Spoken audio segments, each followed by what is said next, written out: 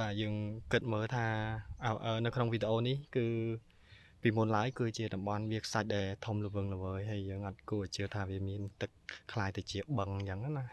ដែលមានជីវៈចម្រុះច្រើនមានទាំងទឹកទាំងភ្នំទាំងស្ពានមើលទៅស្អាតមែនទែនហើយហ្នឹងហើយនេះជាការយកចិត្តទុកដាក់នៅក្នុងការអភិវឌ្ឍមួយប្រកបដោយនិរន្តរភាពណាបន្ទាប់ពីអឺតំបន់វាលខ្សាច់ទៅហើយឥឡូវមានទឹកច្បាស់ជាចាប់ផ្ដើមមានជីវៈចម្រុះផ្សេងឥឡូវយើងចាប់ផ្ដើមជាមួយខ្ញុំ zoom មើលទៅខាងនោះ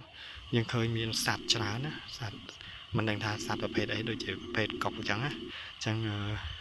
សត្វអស់នេះនឹងមករស់នៅម្ដុំអស់ហ្នឹងឯងដោយសារតែមានទឹកអញ្ចឹងច្បាស់ជាមានចំណីនៅម្ដុំហ្នឹងដែលអាច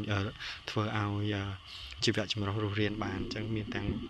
សត្វនៅក្នុងទឹកឬក៏ល្មូនអីផ្សេងហើយនឹងសត្វបក្សីអីក៏អាចមករស់នៅក្នុងតំបន់ហ្នឹងបានអញ្ចឹងវាតាក់ទាញច្រើនអញ្ចឹងយើងអ្វីដែលខ្ញុំចង់និយាយហ្នឹងគឺថាអ្វីគឺយើងអត់សឹងជឿថាតំបន់ធ្លាប់តែជាវាលខ្សាច់ហើយវាលខ្សាច់ល្វឹងល្វើយទៀតអញ្ចឹង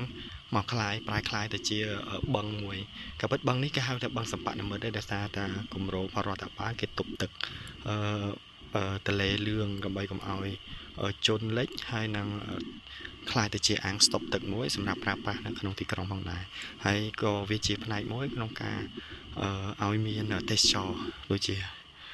បង្កើតឲ្យមានទូកកំសាន្តអូបអីផ្សេងហើយមិនសម័យហ្នឹងក៏ខ្ញុំបាននេះមានទូកមានអីនៅក្នុងតំបន់ហ្នឹងហើយក៏ប៉ុន្តែមាននៅខាងជ្រុងខាងនោះដែលខ្ញុំមិនសម័យបានទៅលេងហើយយើងជិះទូកជិះអូបចេញពីជ្រុងខាងនោះមួយទៅហើយយើងទៅខាងវាលខ្សាច់ខាងនោះវាលខ្សាច់ល្វឹងល្វើយមែនតើហើយជាតំបន់ទេសចរដែរដែលយើងអាចទៅលេងស្លាយលេងអីលើខ្សាច់ហ្នឹងបាននៅពេលថ្ងៃឬក៏ពេលរសៀលបានណាមានក្រុមទេសចរគាត់មកលេងច្រើនប៉ុន្តែគាត់ថាប៉ុន្តែមានការអវត្តផ្នែកទេសចរច្រើនដល់ឡើយប៉ុន្តែនេះក៏ជាគំរូមួយនៃការអវត្តវិស័យទេសចរនៅក្នុងតំបន់គេផងដែរដែលយើងអាចយកមកសិក្សារៀនសូត្រពីគេបានណាអញ្ចឹងគេសិក្សាច្បាស់ក្នុងការអភិវឌ្ឍនៃវិស័យទេសចររបស់គេដើម្បីឲ្យមាននិរន្តរភាពហើយនិយាយទៅគេអាចទាញផលប្រយោជន៍ពីតំបន់វាលខ្សាច់នេះបានច្រើនជាមួយខ្ញុំ zoom ទៅខាងនោះប៉ុន្តែដោយសារបឹងនេះឆ្ងាយហើយធំមែនតើពីមុនដោយសារវាលខ្សាច់ហើយខាងនោះហ្នឹងហើយខាងនោះគឺមានកង្ហារដែលផលិត energy ផលិតជាធម្មពល